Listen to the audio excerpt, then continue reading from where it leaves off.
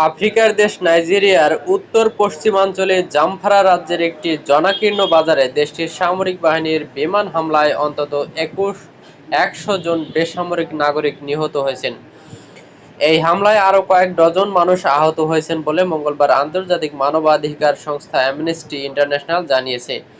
হামলার এই ঘটনায় অবিলম্বে তদন্ত শুরুর জন্য নাইজেরীয় কর্তৃপক্ষের প্রতি আহ্বান জানিয়েছে সংস্থাটি।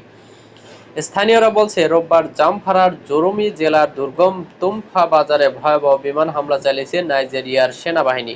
১ মাসের ব্যবধানে উত্তর নাইজেরিয়ার জনাকীর্ণ ওই বাজারে দ্বিতীয়বারের মতো প্রাণঘাতী ওই হামলার ঘটনা ঘটেছে। অ্যামনেস্টি ইন্টারন্যাশনাল বলছে, হামলায় আহত কয়েক ডজন মানুষকে জোরোমি ও নিকটবর্তী শিনকাফি শহরের বিভিন্ন হাসপাতালে চিকিৎসা দেওয়া হচ্ছে। নিহতদের বেশিরভাগই নারী ও শিশু। তবে হামলার বিষয়ে নাইজেরিয়ার সামরিক বাহিনী তাৎক্ষণিকভাবে কোনো মন্তব্য করতে রাজি হয়নি।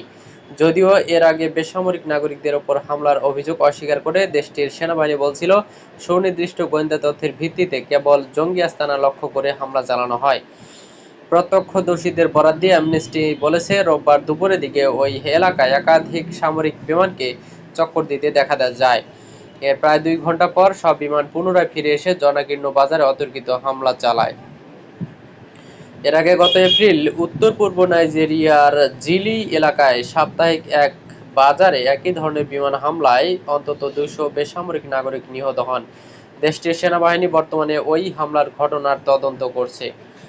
নাইজেরিয়ার উত্তরাঞ্চলে সামরিক অভিযান ও বিমান হামলায় বেসামরিক নাগরিকদের মৃত্যুর ঘটনা বেড়ে চলায় স্থানীয় বাসিন্দাদের মাঝে চরম আতঙ্ক উদ্বেগ দেখা দিয়েছে। দেশটির সামরিক বাহিনী বর্তমানে উত্তর-পশ্চিমাঞ্চলে সশস্ত্র দস্যু বাহিনী এবং উত্তর-পূর্বাঞ্চলে গত ১৭ বছর ধরে চলা ইসলামী বিদ্রোহ দমনে লড়াই করছে।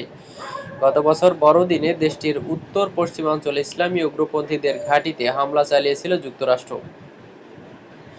সেই সময় প্রেসিডেন্ট ডোনাল্ড ট্রাম্প নাইজেরিয়ার বিরুদ্ধে খ্রিস্টানদের সুরক্ষা দিতে ব্যর্থ হওয়ার অভিযোগ তোলার পরই ওই হামলা চালায় মার্কিন সেনাবাহিনী। অ্যামনেস্টি বলেছে, মানবাধিকার লঙ্ঘনের এসব ঘটনা এখন নিয়মিত ঘটনায় পরিণত হয়েছে। সশস্ত্র বিদ্রোহী, দস্যু এবং সামরিক বাহিনী সব পক্ষের নৃশংসতার জন্য চরম মূল্য দিতে হচ্ছে সাধারণ গ্রামবাসীদের। ওই বিমান হামলাকে বেআইনি আখ্যা দিয়ে সংস্থাটি বলছে, এই ধরনের ঘটনা বেসামরিক মানুষের জীবনের প্রতি চরম অবজ্ঞার বহিঃপ্রকাশ। সূত্র রয়টার্স।